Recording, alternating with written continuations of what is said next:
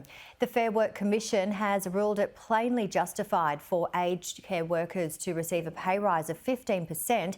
Unions had argued for an increase of 25%. The Commission has not ruled out further increases in its final ruling. Workplace Relations Minister Tony Burke says it's a step in the right direction. And joining me live is Henschke, Chief Advocate of National Seniors. Ian, hello to you. Do you agree with the unions that it should be a 25% rise?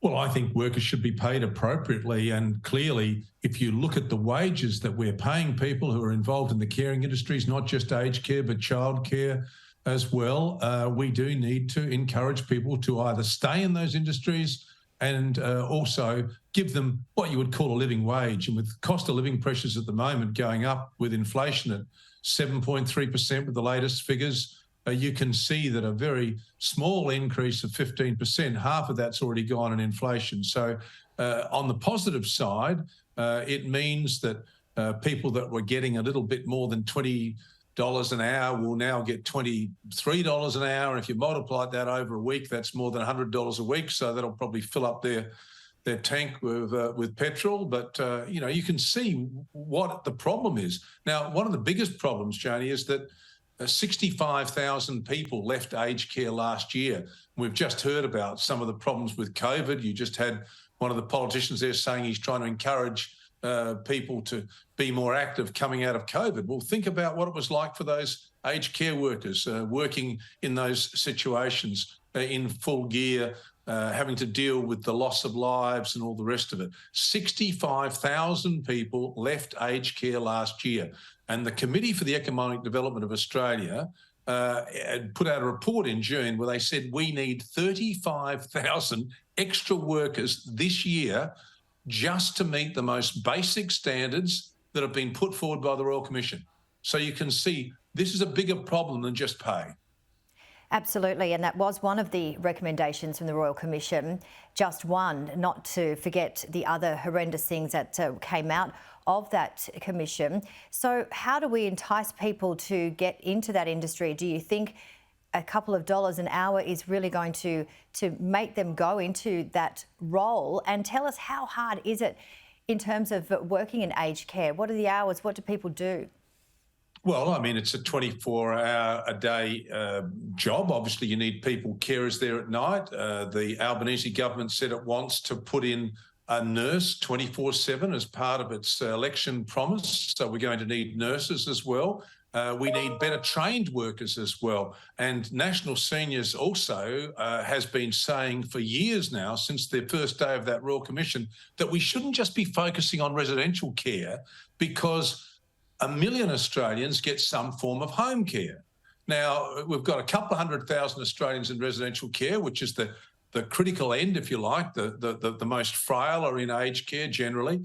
At home, you've got people on level 1, level 2, level 3, level 4 packages, and we've still got people waiting to get the packages they need. And the same issues are there in home care. So you don't want to always continually show pictures of residential care when we've got the home care to think about as well. Now, I will just explain that to you.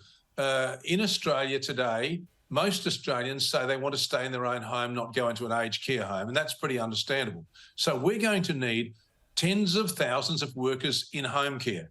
Now, National Seniors has been saying to government, many of these people are over 50. We do need, and they're often very good because they've looked after their own parents, they've looked after their own relatives, and therefore they've got that lived experience. We need to have mature age traineeships. A very successful program was run in South Australia, which is where I'm speaking to you from today. And that program found that if you got older Australians and you trained them in aged care and you paid them while they were training and you got them up to a certain level, they stayed in aged care, they stayed in the job, and the ones that graduated last year are still working. In fact, every single one of them that graduated last year is still working. So there hasn't been that attrition rate that I was talking about before. So the government needs to put in mature age traineeships, which I think are vital.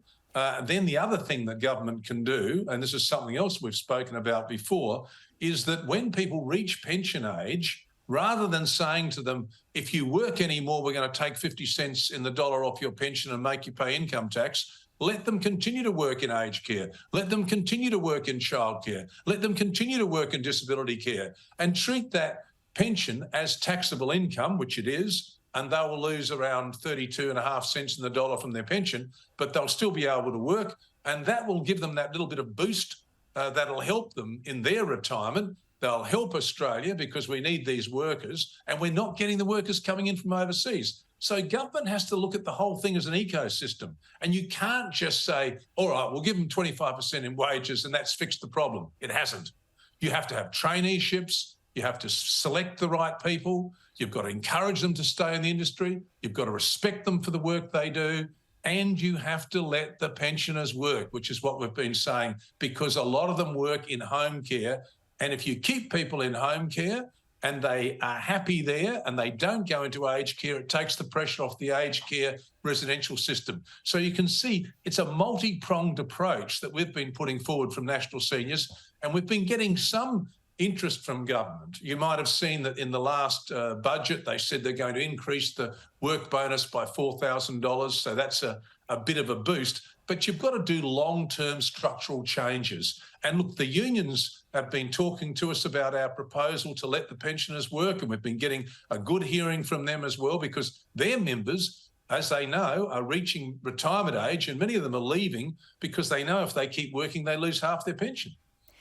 Well, you know, I know you've been advocating for this for a very long time, and it sounds like there are some steps in the right direction with the increase in the pay for aged care, but also what you've been just mentioning. We have to wrap it up now, but really always appreciate your time, Ian, and let's chat soon and keep that passion. All right, and thank you very much. And a quick word too to many of your viewers out there is the Commonwealth Seniors Health Card has got new threshold levels. And I encourage people to go to our National Seniors website and look up the concessions calculator we've got there. You might be pleasantly surprised this weekend that you could be eligible for a concessions card. So that's some good news as well for senior Australians. Yeah, absolutely. Unfortunately, we ran out of time to talk about that. But as you said, you can find out more information on your website.